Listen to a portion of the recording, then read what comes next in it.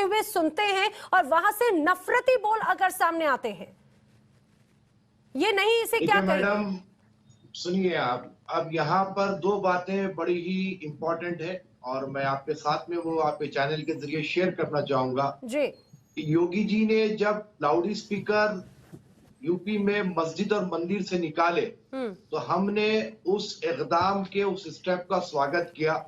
कहा कि भाई यहाँ पर मंदिर और मस्जिद दोनों के लिए एक ही कानून है। योगी जी ने अच्छा काम किया, हमने उसको काफी सराहा है जी।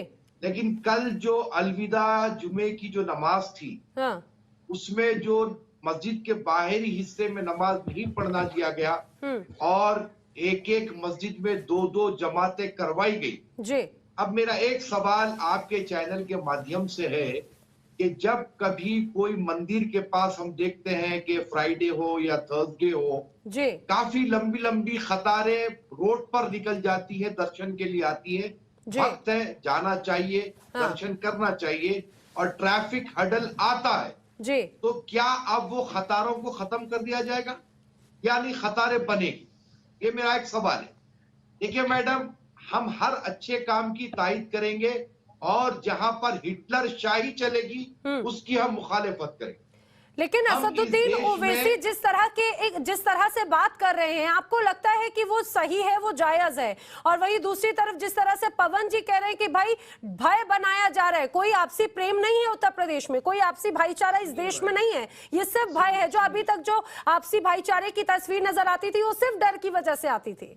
ना, मैं तो हैदराबाद ही रहता हूँ मैडम जी। और आपने जो ओवैसी साहब की जो स्पीच का जो हिस्सा सुनाया है उससे पहले उन्होंने उन पर जो फायरिंग हुई थी during the election campaign of in UP, उस वक्त के वाक़े को सुनाते हुए उन्होंने कहा कि हम मौत से नहीं डरेंगे, हमें कोई नहीं डरा सकता।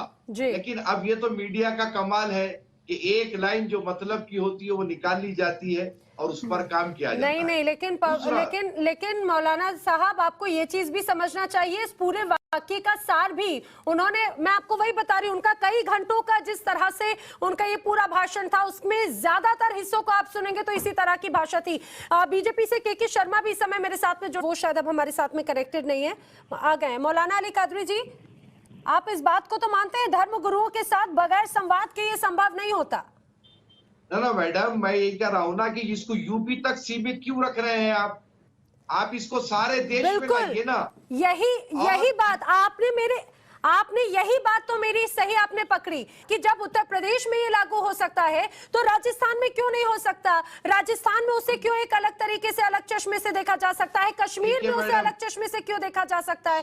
ये बात तो आप मानती हैं इफ़रा जान जी? देखिए, खुद मौलाना अली कादरी कह रहे हैं कि भाई अन्य प्रदेशों में भी तो वहां पे सामंजस्य बनाया जाए। इफ़रा जान, ना बनाया जाए। देखिए, इसीलिए तो मेरा पहले से ही सवाल था कि जब बुलडोजर आप अगर डेटा यहाँ पर रख रहे हैं वो किस आधार पर, उसकी गारंटी नहीं ली जा सकती, उसके आंकड़े कितने सही कितने गलत।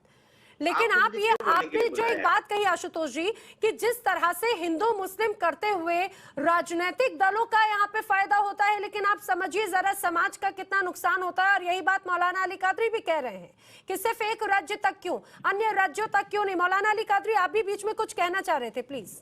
जी मैडम, मैं ये कहना चाह रहा था, जब मेरी बात डिसकंटिन्यू हो गई थी, मैं ये कहना चाह रहा हूँ कि हमारे देश में जिस किस्म के हालात फिल वक्त कुछ लोगों की जानिब से बनाए जा रहे हैं, उसकी वजह यह है कि हमारे देश की छवि बाहर के मुल्कों में खराब हो रही है और वो इंटरप्ट हमारे पास करना चाहते हैं। तो ऐसे हालात को देखते हुए चाहे बीजेपी हो चाहे और कोई पार्टी हो, ये सारों को ये चाहिए कि एक टेबल पर बैठे और ये सारे मसाइल को हल करे। मैं आपके चैनल के माध्यम से बीजेपी के प्रवक्ता या बैठे हुए, जिस तरह से आप जिस देश की इमेज की बात कर रहे हैं, बल्कि रिपोर्ट्स, जब हमारे इस पूरे डिबेट में बार बार रिपोर्ट्स की चर्चा हो रही है, रिपोर्ट्स तो ये कहती है कि भारत पिछले कई दशकों के बाद में एक मजबूत स्थिति में आता हुआ नजर आता है। आपसी जो देश है उनके साथ में एक बहुत अच्छी बॉन्डिंग के साथ मजबूत हो रहा है। जिस तरीके से यहाँ पर माइनॉरिटीज पर जुल्म और ज्यादती हो रही है और उसकी बात जो बाहर हो रही है, ये हमारे देश के लिए अच्छा नहीं है। चाहे किसी की भी लेकिन वो गवर्नमेंट कैसे ठीक होगा? लेकिन असदुद्दीन ओवैसी या फिर उनके पार्टी के जो तमाम नेता हैं और भी ऐसे कई अल्पसंख्यक नेता हैं, उनके जो भाषण आते हैं, बयानबाजियां सामने आती हैं, वही तो विक्टिम कार्ड खेलते हैं। कैसे उनकी फिर अब इमेज सुधरेगी? ना आपने कहा ना कि यूपी में धर्म गुरुओं के साथ बैठ कर के ये बात की गई, लाउड स्पीकर निकाले गए जी। मैं ये कहना चाह रहा हूँ कि मोदी जी हो, अमित शाह जी हो, योगी जी हो, जितनी भी हायर लीडरशिप है, ये सारे हिंदुस्तान के सूफियों को जमा करे, बात करे और ये जो खाई दिन ब दिन बढ़ते जा रही है, ये खाई को खत्म करे। हम चाहते हैं हमारे मुल्क में अमन और शांति हो। ठीक है, इसका जवाब के शर्मा जी बोलना। कादरी साहब, सर क्या देश का मुसलमान डरा हुआ है?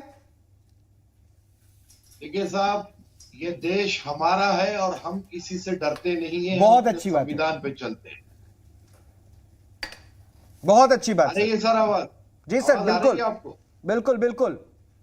ये देश हमारा है और हम इस देश के संविधान के साथ हैं। हमको किसी से डरने घबराने की जरूरत नहीं है। रहा सवाल योगी जी ने जो लाउड स्पीकर पर कार्रवाई की, दोनों जो है समुदाय के लोगों को उन्होंने जमा किया और दोनों समुदायों के साथ इंसाफ किया। इधर के भी लाउड स्पीकर कम किए, उधर के भी किए, हमें कोई आपत्ति नहीं रही। बहुत अच्छी बात। लेकिन कल जो जुम्मतुल विदा के वक्त जो नमाज से रोका गया, जो सड़कों पर नमाज नहीं पढ़ने दी गई, तो मेरा एक छोटा सवाल है सर कि अब जितने मंदिर, हमारे देश की बड़ी बड़ी मंदिर है, जिनके दर्शन के लिए जब लोग जमा होते हैं, भग जाते हैं, तो कतारें इतनी लंबी निकलती है कि सड़कें जैम हो जाती है। तो क्या आप उस पर भी पाबंदी लगाएंगे सर? और राज ठाकरे जिस तरीके से जहर उगल रहे हैं, क्या उन पर भी पाबंदी लगेगी या नहीं? उन्हें खुलेआम छोड़ दिया जाएगा? देखिए सर, मेरा अपना मानना यह है कि हमारे अपने देश को, हमको खुद को महफूज करना है।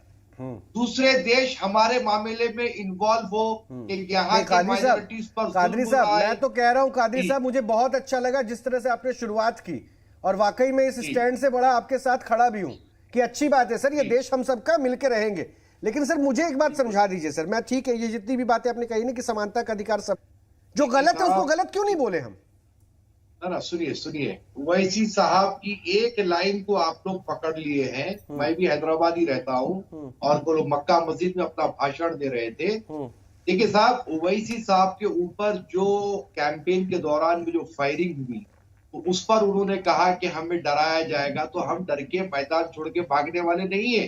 और रहा सवाल, रमजान एक पवित्र महीना है और जुमे का दिन है, अलविदा जुमा है, तो हो सकता है कि वो अपने ऊपर वाले को याद कर कर रो लिए हैं। वो अपनी जो भी विनती है, जो भी मामलात है उससे किए, उसको सियासी रंग देने की कोई जरूरत नहीं है। ठीक है सर, यहाँ पर देखिए, ये अच्छा कि आपने महाराज, ये अच्छा कि आपने महाराज जो है मरे हुई औरतों का रेप करो बोले तो आप लोग को प्रॉब्लम नहीं होता। वो ये भड़काऊ भाषण में नहीं आता।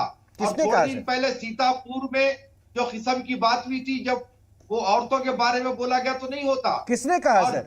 कादरी साहब, ये फिर आप गलत ट्रैक पे चले गए सर। किसने कहा? मैंने कहा ना कि सर, मैंने कहा ना सर, संविधान अगर आपको जितनी इजाजत देता है उतनी मुझे भी देता है। संविधान में अगर आपका जितना हक है उतना मेरा भी है। और गलत को गलत कहने का दम मैं रखता हूं, इसलिए आप लोगों के साथ बैठ के डिबेट कर रहा हूं। और हर कोई गलत कहता है।